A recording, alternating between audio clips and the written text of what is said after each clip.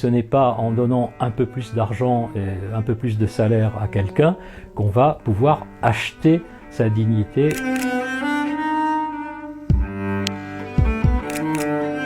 Elle vise la catégorie de ceux qu'elle appelle les professionnels de la parole, qui sont à la fois des politiques, des journalistes, des syndicalistes.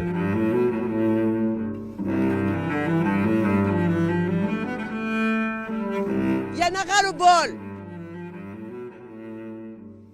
Elle a tendance à opposer toujours les maîtres du langage qui souvent dominent par leur connaissance du maniement des mots à ceux qui travaillent, le travail étant une activité plus muette mais qui pour cette raison a du mal à exprimer ses besoins. C'est bien le problème de la traduction de ce que l'on souhaite et de ce que l'on désire en mots qui soient des mots justes. Des salaires, par exemple, plus de justice fiscale, par exemple, le rétablissement de l'impôt sur la fortune, par exemple. Notre objectif, c'est que le travail paye, et nous avons bien entendu les Français qui nous demandent d'accélérer. On a tendance à leur parler d'argent en leur disant effectivement il faudrait augmenter vos salaires parce que vos conditions de travail sont très mauvaises, vos conditions de vie sont mauvaises. Et elle dit en fait le malheureux va probablement marcher dans ce sens parce qu'il a aussi besoin d'argent.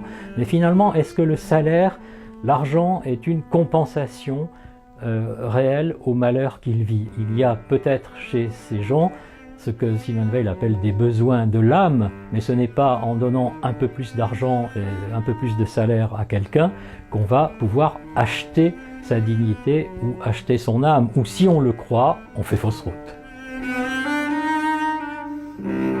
On est dans des temps d'extrême déracinement. On se retrouve comme une pluralité comme ça d'individus avec un seul interlocuteur, l'État, et l'État c'est pas quelque chose qui est une terre nourricière. Simone Veil, elle pense que c'est des communautés intermédiaires qui doivent nourrir la personne. Or, si vous prenez la crise des Gilets jaunes, qu'est-ce que c'est? C'est une crise qui se trame autour de la voiture, le symbole de notre déracinement, de notre misère, d'individus qui ne se pensent liés que par un contrat, pour la voiture c'est le code de la route, qui leur permet de fonctionner sans jamais se rencontrer. Cette civilisation-là de l'individu, elle ne nous nourrit pas.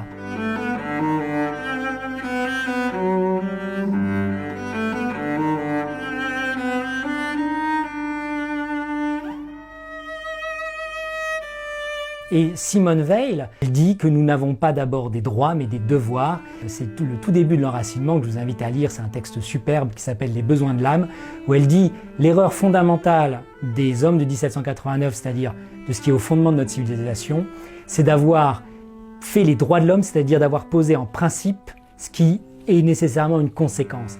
Poser en principe le droit alors que le droit est une conséquence des devoirs.